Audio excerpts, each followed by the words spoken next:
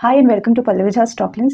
So in today's video, we're going to discuss about the Glenmark and AbbVie deal that was announced on 11th of July 2025. So on Friday, 11th of July 2025, Glenmark Pharma announced that it has outlicensed its multiple myeloma drug under development, that is ISB 2001, to AbbVie for about $1.9 billion, approximately $2 billion. Okay. For this deal, $700 million would be received as upfront payment, and thereafter $1.225 billion will be received in the form of milestones and royalties thereafter. So this is the largest deal of its kind in India pharma space, and this deal is seen as to be amongst the top 3 global transactions in the past couple of years. So given many drugs which are under development, they do not make it to the final phase, they do not make it to the market, they do not make it to the stage where they can be commercialized. So only after AbbVie has seen so much potential in ISB 2001, it is believed that it has invested so much money, right? So the shares rallied 14% to hit 52-week high at rupees 2284.8 on July 11th, 2025, and it also broke the upper circuit. And Glenmark shares as such, they've gained 28%, more than 28% in the past 1 month, 40% in past 6 months, and more than 51% in the past 1 year time frame.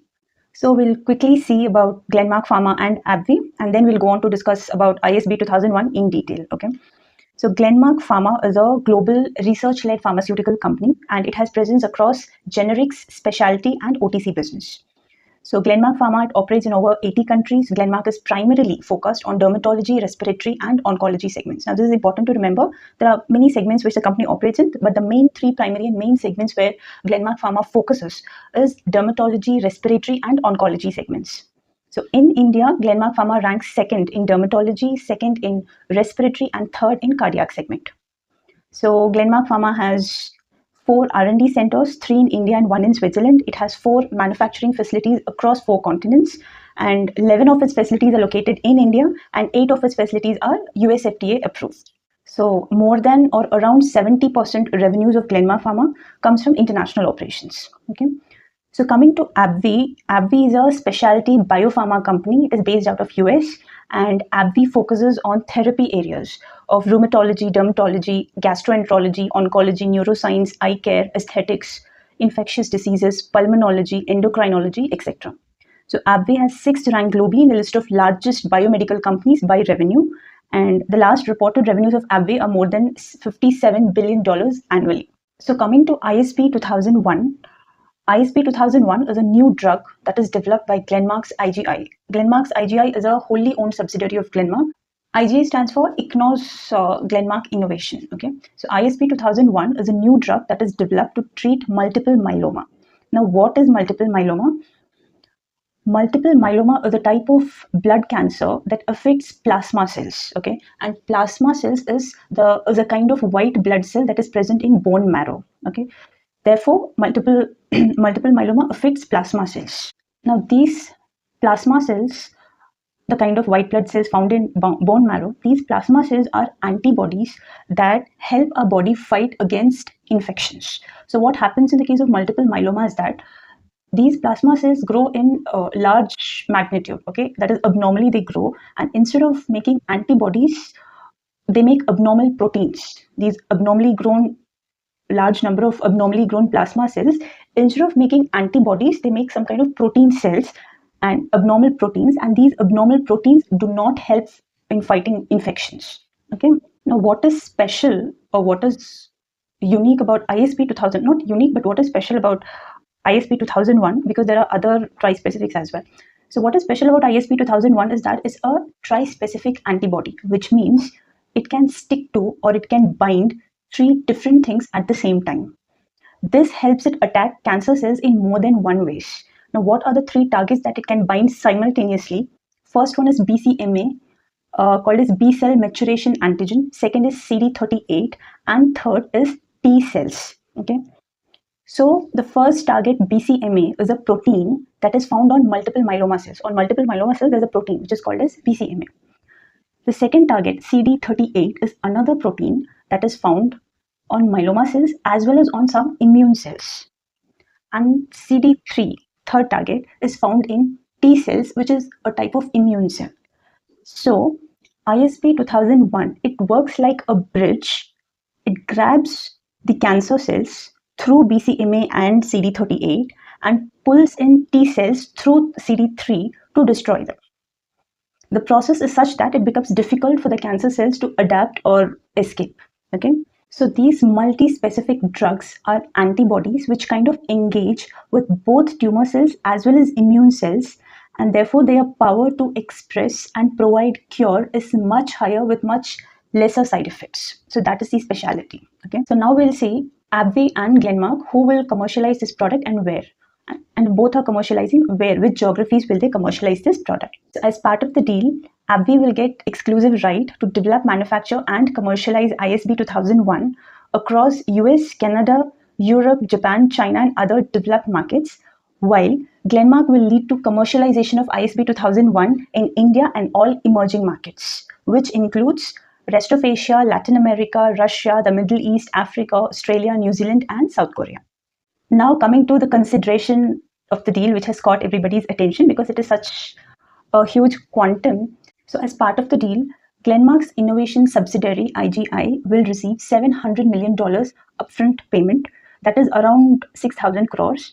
And going forward, they're likely to get $1.2 to $5 billion in the form of milestones and royalties. Okay, and this $700 million upfront payment that Glenmark will receive once there is regulatory approval for it. Okay, now I'll explain how these milestones divided or spread. Okay, now all these milestones are spread over clinical milestones, regulatory milestones, and commercial or sales linked milestone, and then there are royalties. So first coming to clinical milestones or clinical development milestones, that is after completion of each phase of clinical trial they receive a milestone, that is clinical milestone. Then comes regulatory milestone. So when Glenmark files this product in US or AbbVie files this product in US or in various geographies, so whenever there is regulatory filing or regulatory approval, that is when rights or approval is obtained, then in such case they receive, on the fulfillment of certain criteria, they receive regulatory milestones. Okay, and then there is commercial or sales linked milestone. On hitting a certain sales target, they get commercial milestone or sales linked milestone. And that's how $1.225 billion is spread cumulatively. So it's very difficult to tell with certainty as to when it will materialize, when each milestone will materialize. It depends upon satisfaction of certain criteria, okay, fulfillment of certain criteria. After that, once it is commercial, that is once they hit the market, and that is when Glenmark will get double-digit royalty on sales. And Glenmark is also estimated that Glenmark will earn annual royalties of $500 million, which is approximately 4,250 crores annually once the product hits the market. Okay, and which is this number $500 million is currently double of its current EBITDA that Glenmark is making. Okay, so we've seen what are the deal details. Now we'll see what does Glenn Saldanha has to say. So Glenn Saldanha is the MD of Glenmark Pharma, and on various news channels, whatever he said, I'm summarizing that for you. So Glenmark has been working on innovation for 25 years now in various forms of innovation. ISB 2001 is a cancer drug for multiple myeloma. It is a trispecific antibody, and Glenmark has presented excellent clinical data at various conferences in the US, ASH, and then ASCO, wherein they demonstrated that out of 30-40 patients they experimented this drug on.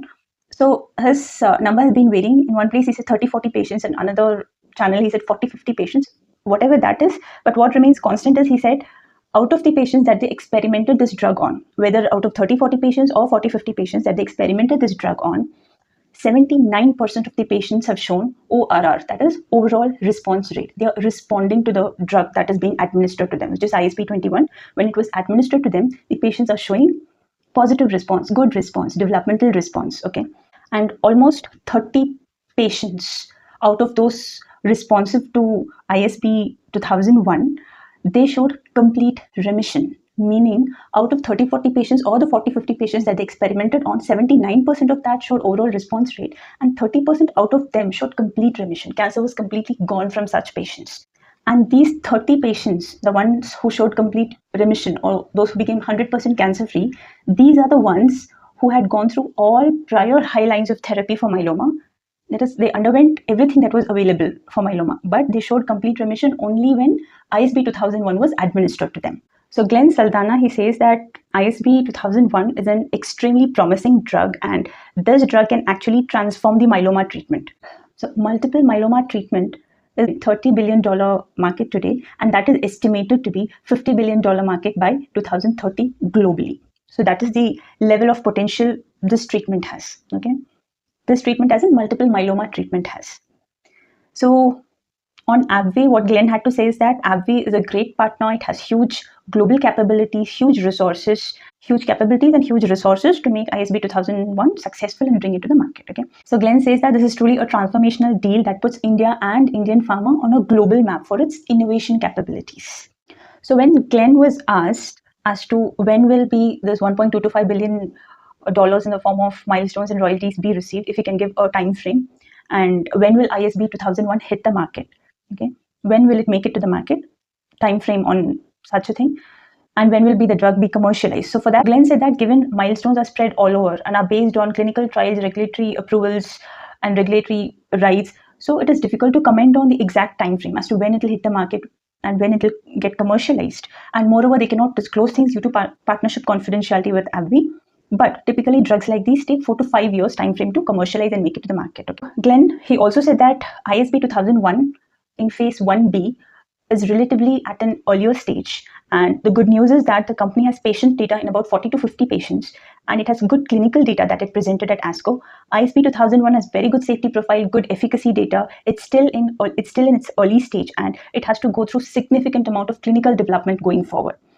So AbbVie takes over all clinical development of ISB 2001 from this point, and time frame as to when it will hit the market is difficult to say, but typically molecules in this space take around 4 to 5 years to get commercialized.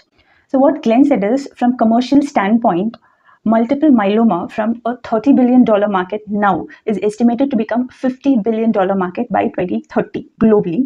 And so if the clinical trial is successful and the product, that is ISB 2001, does make it to the market, and once ISB 2001 commercializes, and given AbbVie's capabilities in terms of commercialization, they could get a big chunk of the multiple myeloma market, because the market size is very large. And once the product makes it to the market and it gets commercialized, IGI, that is Glenmark's innovation subsidiary, will receive double-digit royalties on their sales, which are very big numbers, because most innovative or novel products have 15 to 20 years of exclusivity.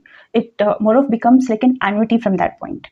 At that point, okay. What are novel drugs? Novel drugs are the drugs which are not approved, the drugs that are newly they have been discovered and developed by scientists. Those are novel drugs, innovative drugs that are not already existing drugs is novel drug. That is, novel drug is something that is new from the medicine that is already available in the market. Novel drugs are different from generic drugs, because generic drugs are copies of already drugs that are approved, whereas novel drugs, they're not approved. They're not approved by some US FDA or some regulatory body. They're not approved yet. Those are novel drugs. Whereas generic drugs, there are copies of already approved drugs. And novel drugs are also different from reformulated drugs, because reformulated drugs are reformulations of existing drugs. Okay. So when Glenn was asked how will the funds be used, okay, now that they're getting $700 million upfront, and then they would go on to receive $1.225 billion in royalties and milestones, how are they going to use these funds?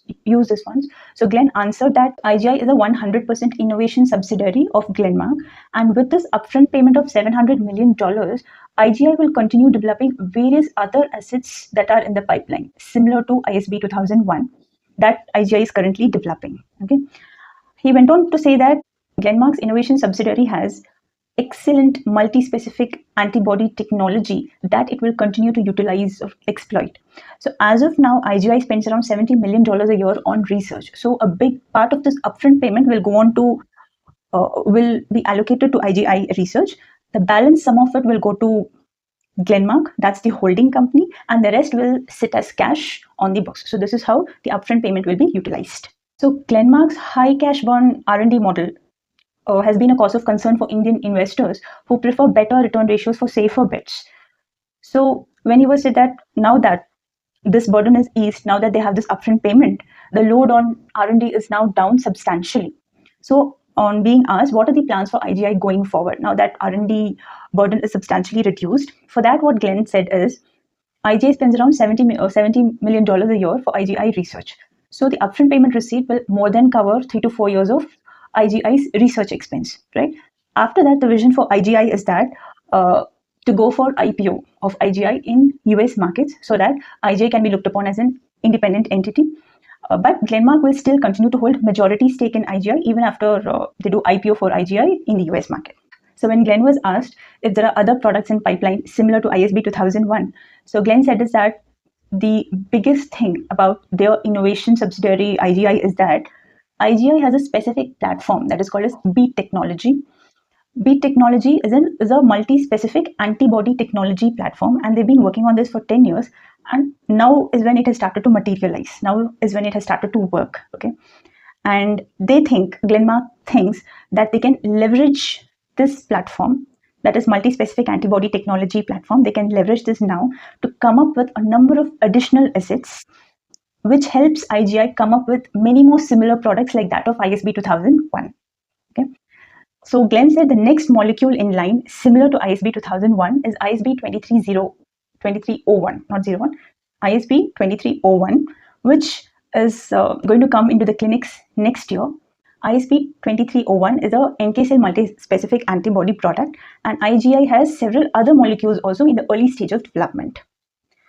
So Glenn says that Beat platform that they've built is world-class, and that this Beat platform will help them generate many subsequent assets that they can partner with others or commercialize in some geographies themselves, similar in the way that they've done with ISB 2001. So on being asked, so when Glenn was asked as to will Glenmark continue looking for in-licensing its product, so we'll understand what is in-licensing. In-licensing is a process wherein a company acquires the rights to use, develop, or market or commercialize a product, technology, intellectual property that is owned by another company. Essentially, it's when a company buys the rights to something that another company created. So Glenn said that in-licensing has always been part of their strategy, and they will continue to look for in-licensing opportunities both in India and globally. For example, Glenmark did envafolimab is a product name, to leverage their oncology capabilities in India and in emerging markets. Glenmark launched BGene's 2 oncology assets in India. BGene is now called as B1. So the 2 oncology assets in India that they launched is Xanorutinib under the name Brukinza and Tislelizumab under the name Tevimbra.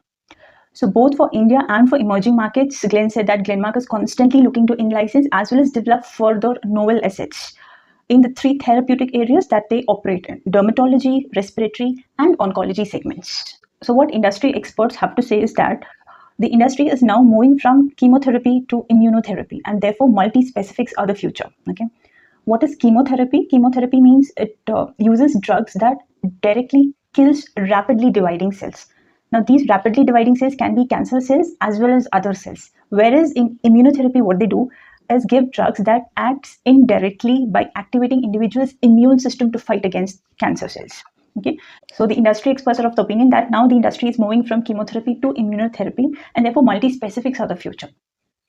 So experts also say that a giant like AbbVie buying Glenmark's innovation subsidiary in itself an endorsement for Glenmark's products and products in pipeline that are similar to ISB 2001. AbbVie buying ISB 2001 in itself an endorsement for Glenmark and the Beat platform that Glenmark uses to make this product. So this deal kind of validates that platform as well, which means that is the kind of recognition, authenticity, and value that IGI's other molecules in development also get.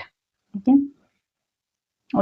And that is the kind of recognition, authenticity, and value that IGI's other molecules in development in the pipeline will be seen in the future as well. So industry experts also say that for the industry as a whole, if the Indian pharma industry is to grow from 52 billion today and to 130 billion by 2030, one point of inflection that will make this move is innovation.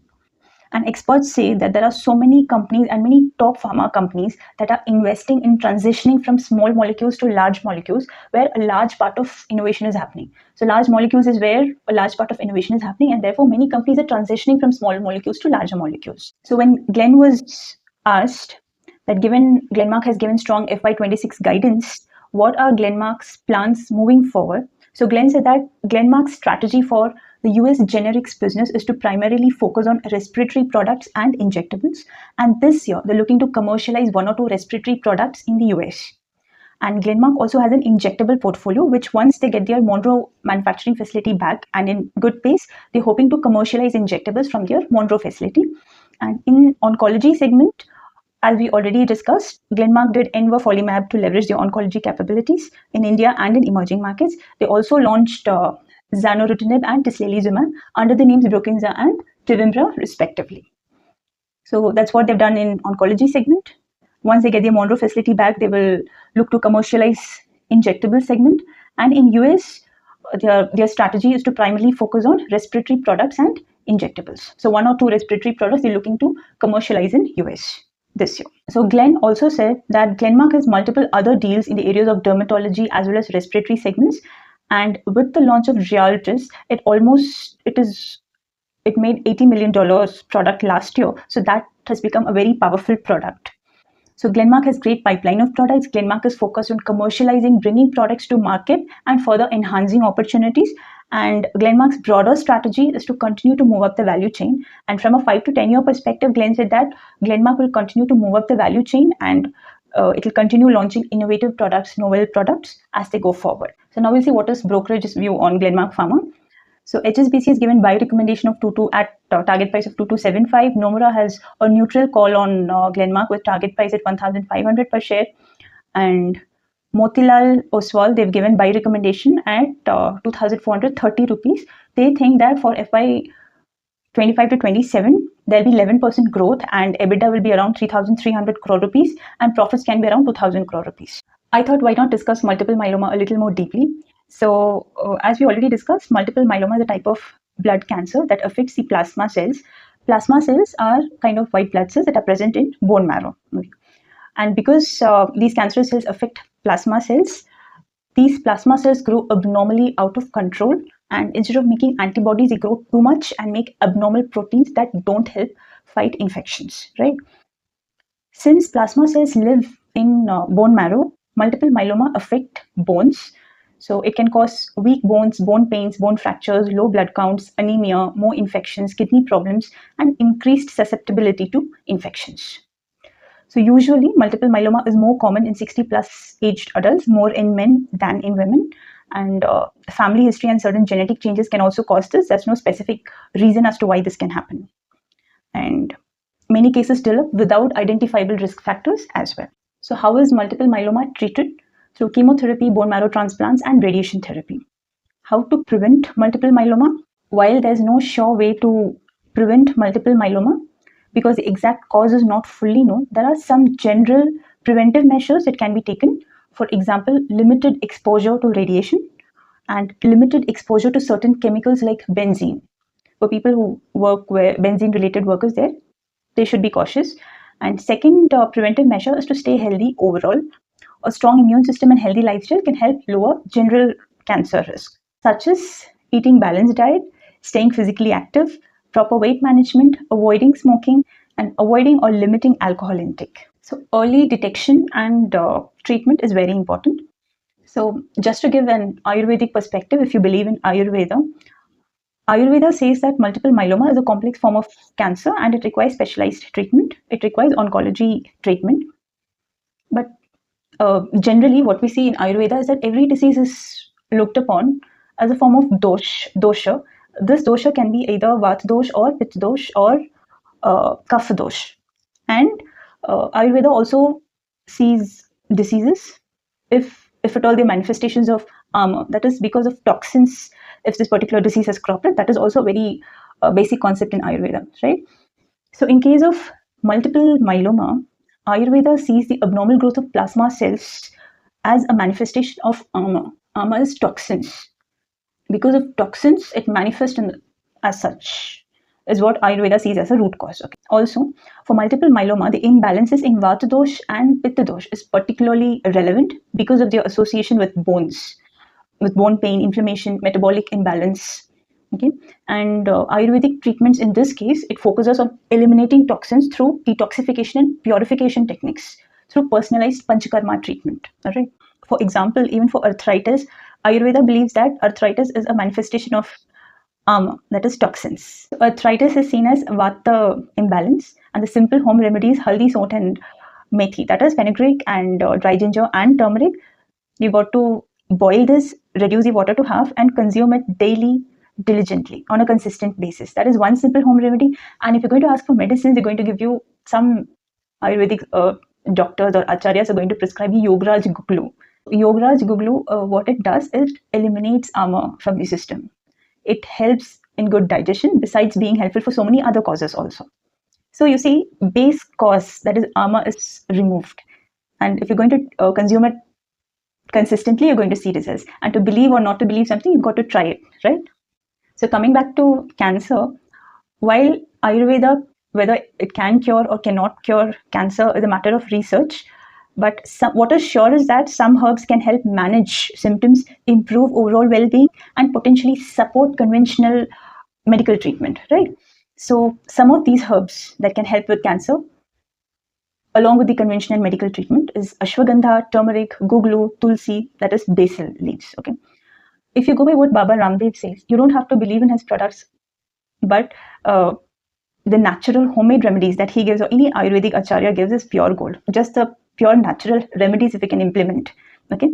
So for cancer, preventive measures that Baba Ramdev has given, natural remedies, is Panchamrit, which is neem leaves, tulsi or basil leaves, and aloe vera pulp, around 25 to 50 ml, and then wheatgrass, and then giloy leaves or giloy stem. So when soaked overnight, it becomes like a sticky pulpy texture it becomes, okay?